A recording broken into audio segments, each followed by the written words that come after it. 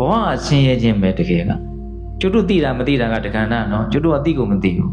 မသိလို့လည်းပဲဘောကပေါ်မှာမမောနေတာမမောလို့လည်းပဲရအရာကြောင့်ဒီရှောက်လုပ်နေတာမရတဲ့အခါစိတ်တူပေါ့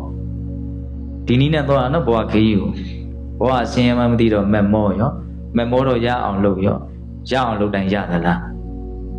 မရတော့မှဖြစ်တယ်ရတော့စိတ်တူတာပေါ့နော်ငါရအောင်လုပ်တဲ့လမ်းကြောင်းမှာအနှောက်အယှက်အဖြစ်စည်းတွေအကုန်လုံးငါမလုပ်ပြလိုက်မလို့ဖြစ်စည်းမယ်ဟုတ်လားဒေါသတွေနော်ဒီနည်းနဲ့တော့နော်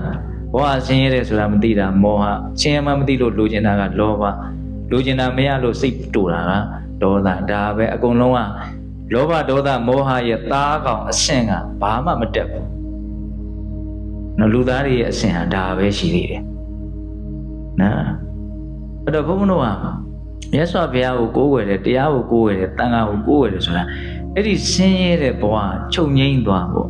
ဘဝချုပ်ငြိမ်းမှဒုက္ခချုပ်ငြိမ်းပါဘဝမချုပ်ငြိမ်းမနဲ့ဒုက္ခမချုပ်ငြိမ်းဘူးဒီအခြေခံအမြင်လေးကိုကျွတ်တို့မှခိုင်ခိုင်မာမာမရှိသေးဘူးကျွတ်တို့ကဘဝနဲ့ဒုက္ခကိုတစ်ခုတည်းလို့တွဲပြီးတော့ကိုမမြင်တတ်သေးဘူးဘဝတတ်တတ်ဒုက္ခတတ်တတ်လို့ထင်နေတာဒါကြောင့်ငါဘဝလေးကြီးတီးတန့်သွားခြင်းနဲ့ဘယ်ဒုက္ခမှမပါခဲ့နဲ့မလာခဲ့နဲ့ငါမတွေ့ခြင်းဘူးကျွတ်တို့အဲ့လိုလုပ်နေတာလုပ်လို့ရမလားဘဝကိုရခြင်းဒုက္ခကိုပါတခါတည်းယူရမှာအဲ့ဒါကိုပြီးပြီးပြင်းပြင်းသဘောပေါက်တာဘဝကိုမဲ့လို့ဘဝကိုရမယ်ဆိုရင်ဘာပါတွဲရမှာဆိုတော့နားလည်ထားမှာလို့ဒုက္ခကိုပါတွဲရမှာလို့နားလည်ထားဘာဒုက္ခတွေတော့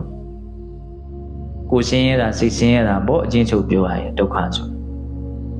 နည်းနည်းလေးပို့ပြီးတော့ရှင်းလင်းတဲ့ဝါဒနဲ့ပြောရရင်ကျွတ်တို့တကယ်ကြောက်တာကျွတ်တို့မရခြင်းတဲ့ဒုက္ခဘယ်ဒုက္ခတော့